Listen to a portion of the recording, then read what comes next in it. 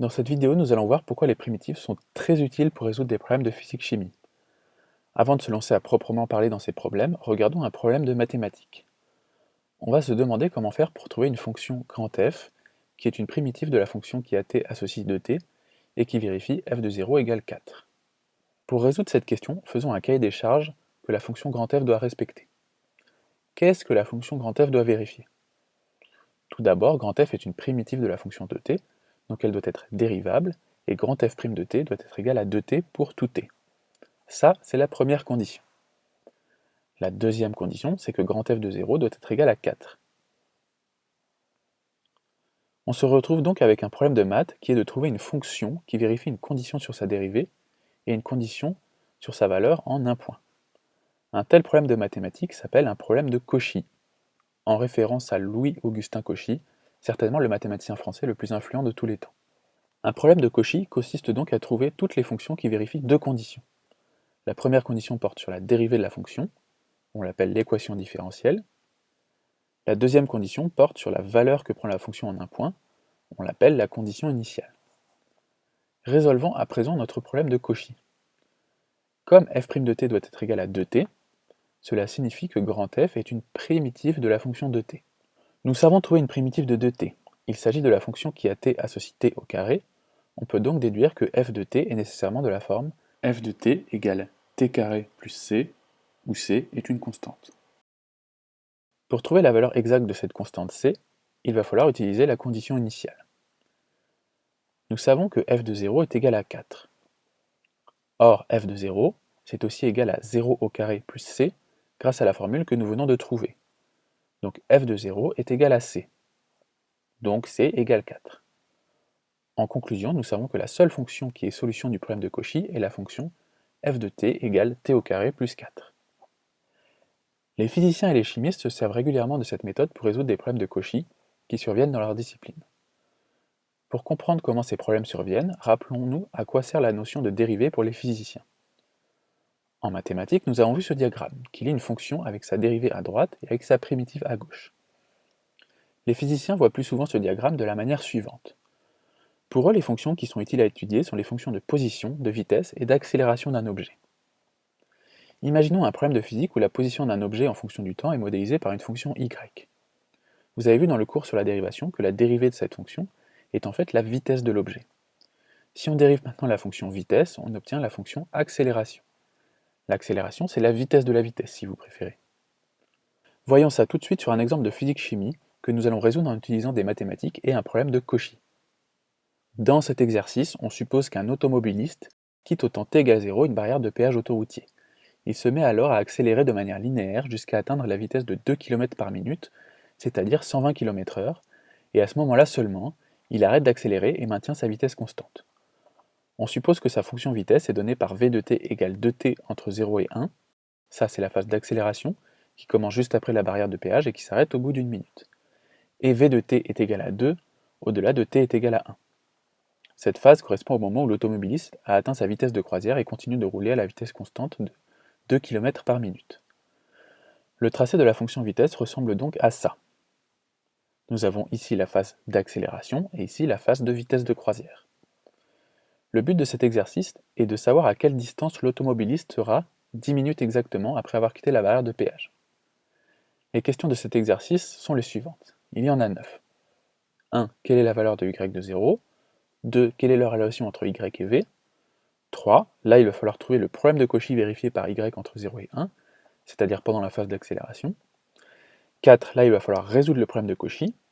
5. Là, il va falloir calculer y de 1. 6. On passe à présent à la deuxième phase. Il faut écrire le problème de Cauchy vérifié par y dans cette phase de vitesse de croisière. En 7, il faut le résoudre. En 8, nous allons tracer la courbe représentative de la fonction y. Et en 9, nous allons finalement répondre à la question de départ. Prenons les questions les unes après les autres. Quelle est la valeur de y de 0 ? Là, il n'y a pas de calcul à faire, il s'agit juste de bien comprendre l'énoncé. Y de t est le nombre de kilomètres parcourus après 1 minute. Après 0 minutes, l'automobiliste n'a pas encore avancé, donc y de 0 égale 0. 2. Quelle est la relation entre y et v ? Là, il faut se souvenir qu'en physique, la fonction vitesse est la dérivée de la fonction position. Donc y' de t égale v de t pour tout t. Voici la relation entre les deux fonctions. 3. Écrivez le problème de Cauchy entre t égale 0 et t égale à 1. Là, il nous suffit de réunir les deux réponses des questions 1 et 2. L'équation différentielle vérifiée par y est donc y' de t égale v de t. On le sait grâce à la réponse à la question 2. Mais nous savons surtout que v de t est égal à 2t entre 0 et 1. Donc y' de t égale 2t. Enfin, la condition initiale nous est donnée grâce à la réponse à la question 1, c'est-à-dire y de 0 égale 0. Voici donc notre problème de Cauchy. Il est à présent temps de le résoudre. Entre 0 et 1, y est donc la primitive de la fonction qui a t associe de t. Donc nous savons que y est nécessairement de la forme t au carré plus c, où c est une constante. Pour trouver la valeur exacte de c, nous allons utiliser la condition initiale. Nous savons donc que y de 0 doit être égal à 0 au carré plus c, c'est-à-dire c. Mais nous savons aussi que la condition initiale est y0 égale 0, donc forcément c égale 0. Donc il n'y a pas de choix, on sait que y de t doit être égal à t au carré pour tout t entre 0 et 1. Quelle est la valeur de y de 1? Là, il s'agit juste d'un calcul tout simple. Comme y de t est égal à t au carré pour tout t entre 0 et 1, on sait que y de 1 est égal à 1 au carré, soit 1.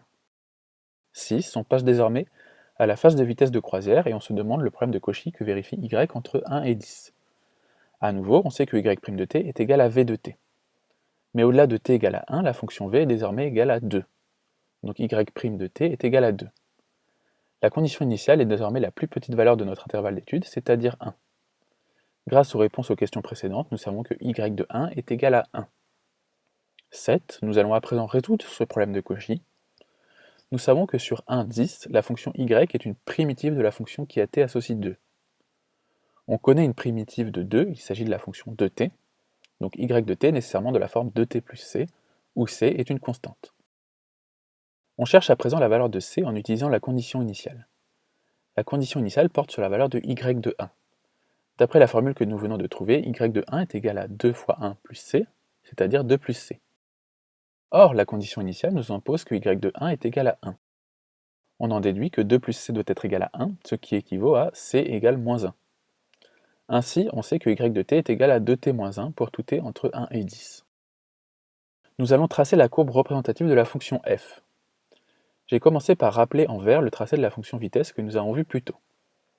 La fonction y est égale à t au carré entre 0 et 1, puis à 2t moins 1 au-delà de 1, ce qui nous donne la courbe suivante.